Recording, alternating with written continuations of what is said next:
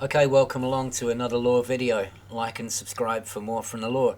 In this one we're going to carry on from the last video and talk a bit about Salvation's Masterplan, the continuing efforts of Operation Witch Hunt, and also at the end we're going to have a look at an excellent timeline of the Thargoid Wars put together by Brother Sabathius. So after all four megaships belonging to Azimuth Biotech, Salvation, were set to jump to HIP 22460, two of them were diverted to the Pleiades sector CWU B3-2. There's nothing really going on in that system, but the Glorious Prospect is now parked around Body 1, and the Musashi is now parked around Body 2, with the other two, the Heart of Taurus and the Bright Sentinel, going on to HIP 22460 as planned. The Bright Sentinel is parked around Body 10B, the same body as Overlook and two Thargoid sites, and the Heart of Taurus is parked around Body 12, and we'll get to those in a bit. But after the Thursday maintenance tick, all four megaships had arrived at their destinations, and all the commanders who didn't have the permit already started reporting that they'd been given the permit for HIP 22460, so now everybody should have the permit for HIP 22460, whether they went to the listening post and got it from there or not. Obviously, whatever FDev have got planned for the system, they want every player to be able to witness it. Whether you've been part of the Azimuth saga or not, whether you followed any of the story or not, whether you even care about the story or not, you should now have access to HIP 22460, FDev making it clear that they don't want anybody missing out on what we believe to be perhaps a grand finale, but at least a showdown between Salvation and the Thargoids. So what's it all about? Well, this Galnet article was released shortly afterwards, shortly after the maintenance tick, Thursday morning. Salvation prepares final Thargoid battlefield. Pilots Federation alert. The HIP 22460 system will be the stage for a decisive strike against the Thargoids by Azimuth Biotech and the superpowers. The following message was broadcast across all public channels. This is Salvation. Construction of the Proteus Wave has officially commenced. This version of my anti-Xeno superweapon has been designed to bring absolute victory against our adversaries. HIP 22460 will serve as the final battlefield in the Thargoid War. As with previous superweapons, we anticipate that the Guardian-based technology, incorporated with the Proteus Wave, will once again attract the Thargoids. However, this time it will eradicate the alien threat, not just from the system, but from the entire galaxy. Everyone who wishes to see this hostile species defeated once and for all should view this project as a call to arms. This is not a time for politics or debate. It is an opportunity to secure humanity's continued survival. Azimuth Biotech megaships have entered the HIP 22460 system. Commodore Morag Halloran is coordinating the operation aboard the Bright Sentinel. The Heart of Taurus will serve as a delivery point for incoming resources. Two other megaships, Musashi and Glorious Prospect, are in the nearby Pleiades sector CW-U B3-2 system to provide further logistical support. Alliance Defense Force, Federal Navy and Imperial Navy forces have also taken up positions in the HIP 22460 system. These ships have been modified for anti-Xeno combat, as they expect to face Thargoid vessels in greater numbers than ever previously encountered. Military sources confirmed that although the ship's experimental weaponry is being deployed somewhat prematurely, it should still prove effective. Shortly after the release of the Galnet article, Body 10B in HIP 22460 was permit locked, and this message appeared on the forums confirming this.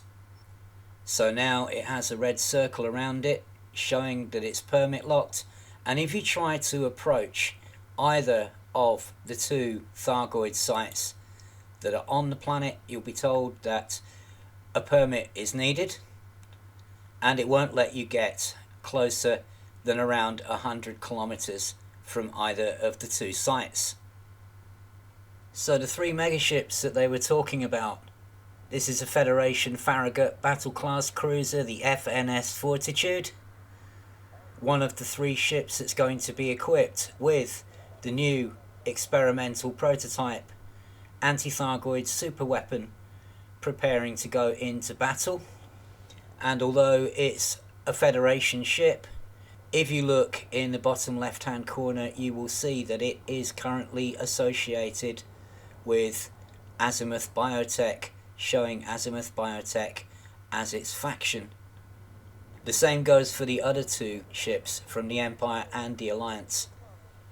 That's parked around Body 7, and nearby is Body 7CA, where we have Fort Ash, which you may remember was one of the experimental test sites that was part of Project Seraph, where humans were experimented on, trying to plug them into Thargoid ships.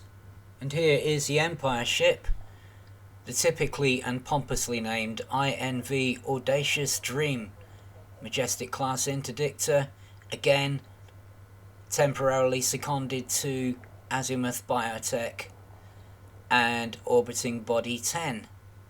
And finally, since the Alliance don't have capital ships as such, this is the Oath of Tindarius, the Hogan class bulk cargo ship, seconded to Azimuth for the duration on behalf of the Alliance. And once again, we'll show Azimuth Biotech as the faction when you select it. The next thing to happen was early Thursday afternoon, when a community goal was announced. Azimuth are requesting supplies to be delivered to the Heart of Taurus megaship. After some initial confusion about what commodities were wanted, 3 were finally confirmed: basic medicines, advanced medicines, and reactive armour, with a target of 79 million tonnes to reach top tier. The top 75% will receive the Azimuth Rebellion paint job for the Crate Mark II, the Eagle, and the Fer-de-Lance. Possibly for some combat event next week, thinking those ships might get used by players for it. It seems a bit of a weird one, since none of those ships are actually going to be used to make deliveries with. But here is a picture of the paint job on the Crate Mark II. It's just the Azimuth logo in white. If you want that, then deliver to the Heart of Taurus megaship in HIP 22460. Supplies for the CG do require travelling some distance.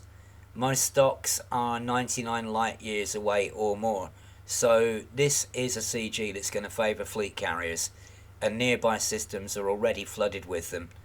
We'll have to see how many tonnes get delivered, but the profits are not massive, as they were with Tritium, for example, a few weeks ago, and many people might feel it's all too much hassle for too little reward, while others might do just enough to get the paint job and then stop. But we'll see in due course, especially at the weekend when most people play. By Sunday night, we usually get a good picture for whether a CG will hit its target or not, but that's no longer the solid indicator it used to be now that we have fleet carriers, because there's always a possibility for contributions to change towards the end of the goal as people hand them in midweek. There's also speculation that there could be a secret community goal, as there was in Cornsar and with the recent mining operation out in Guardian space, with those who've supported Salvation in the past getting a message to do something else for him before next week. That would be likely to happen today, Friday, but you never know. It could happen any time up until this community goal ends. On to Operation Witch Hunt then, and first up, this player-led initiative has now been recognised by FDev in a recent Galnet article. Operation Witch Hunt opposes Azimuth Biotech. A coalition of independent commanders has been formed to destabilise Salvation's anti-Xeno organisation. The Alliance, Empire and Federation are providing military backing to Azimuth Biotech, formerly Taurus Mining Ventures, to end the Thargoid threat.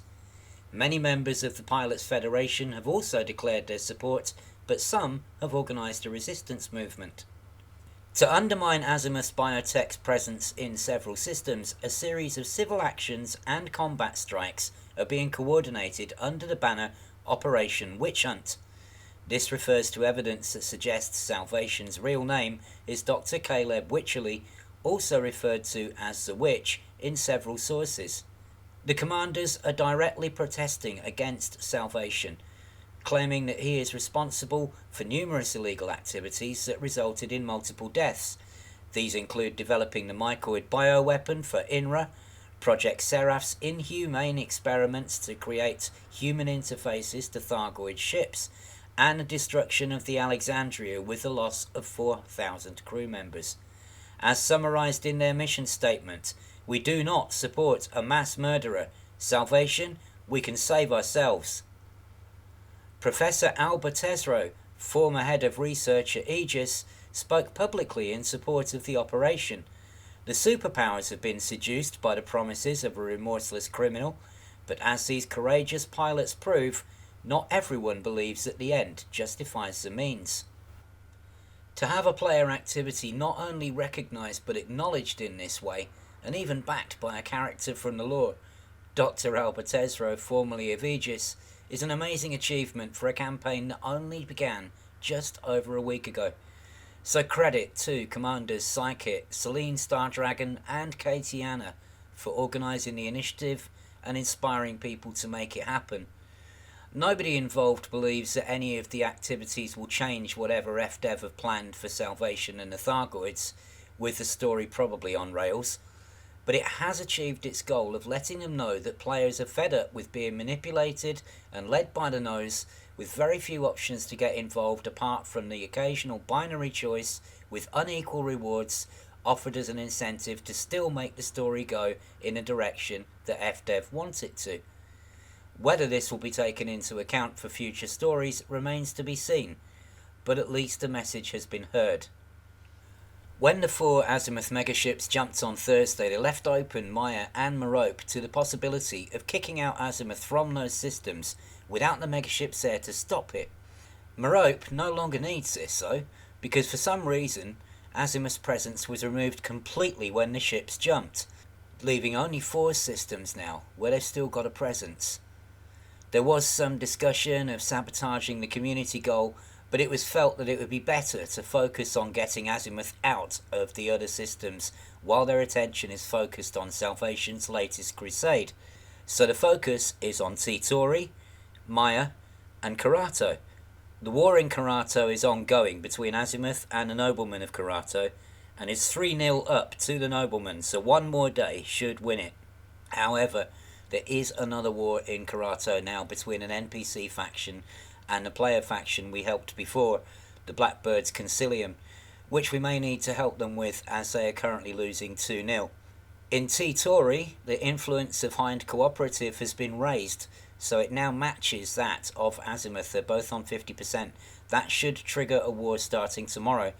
The main station, Hind Mine, is not up for grabs, because we believe that FDev want to keep that as an Azimuth station for story reasons, but the faction should still be able to be reduced in influence, and other sites within the system appear to be fair game for switching ownership, especially the ground settlements.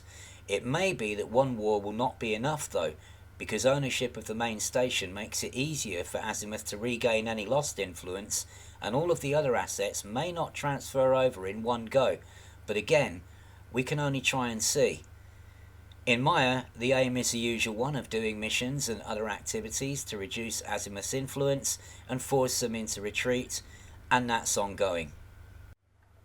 Alright, finally, if you want to bring yourself up to speed on the Thargoid Wars, this is an excellent timeline put together by Brother Sabathius, and I will link to this as well as to his Twitch stream. I believe he's also known as Commander Halcyon in game.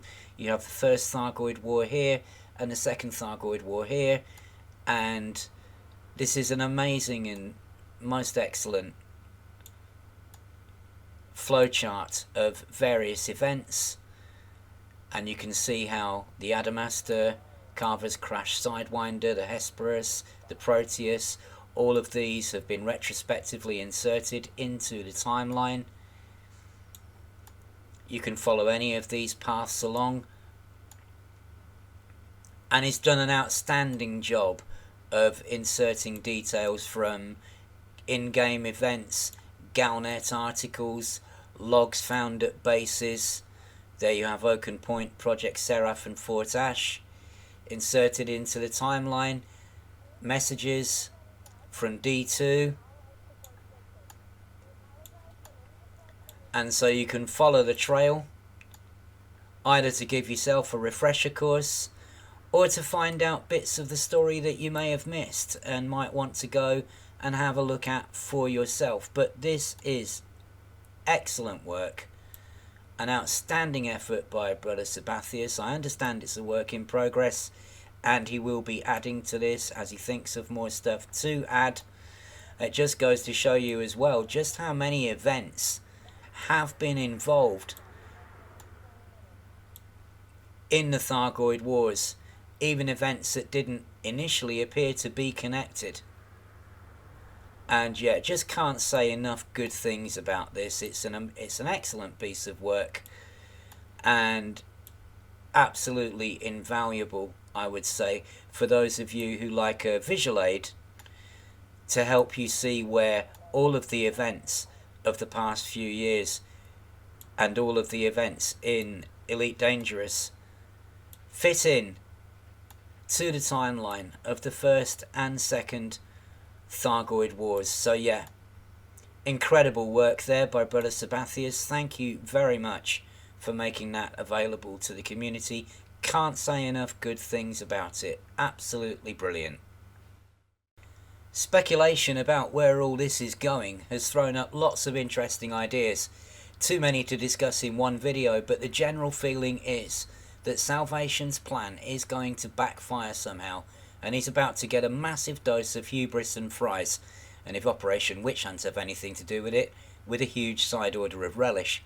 The talk of using a Proteus wave to attract the Thargoids confirms for many people that Salvation used the same tactic in Cornsar, and his talk of an early warning system was just a lie. The Proteus wave is presumably named after the anaconda that escaped the Hesperus and first discovered that the Guardian relics could be used to unlock huge and deadly waves of energy that became the basis for his superweapon. Fitting superpower capital ships and megaships with prototype superweapons that are being used prematurely sounds like a really bad move. Thinking you can wipe out all of the Thargoids in one hit is also unrealistic, in my mind, and I'm not alone in thinking that. And if the Thargoids attack before those weapons are ready and fitted, he's screwed. The confusion over the initial demands for the CG included battle weapons, which along with reactive armour has made some players wonder if that's a hint. Maybe a ground assault on the now permit-locked Thargoid sites is being planned, but since neither of those things are needed for ship combat, the story may end by giving us Thargoids on the ground, or, as they've been nicknamed by the players, Legoids. I do think something needs to be done about the Thargoids, and if you've been following my video series, you will know that this idea that we shouldn't provoke them any more than we are doing seems absolutely silly to me. I don't want the situation we've had for the last 5 years to carry on for another 5, this deadlock, this game of Wimbledon that never ends, and I've been saying all along that something has to give. Whether that means finishing them off for good, damaging them enough to make them retreat for good, or at least for many years, or whether we find some way to communicate with them that gets reciprocated and some kind of treaty gets agreed. The status quo is untenable and frankly boring. And I say that as a coordinator of a rescue squad who knows that some kind of resolution to the conflict could mean the end of burning stations and put us all out of a job. So that's it for now. Lots of things going on, and lots of thoughts to be had about them, and lots of discussion to be had about them, and the usual lots of waiting and seeing. But until next time, Thanks for watching as always, thanks for listening as always, and I'll keep you up to date with any developments as and when they happen. Take care out there.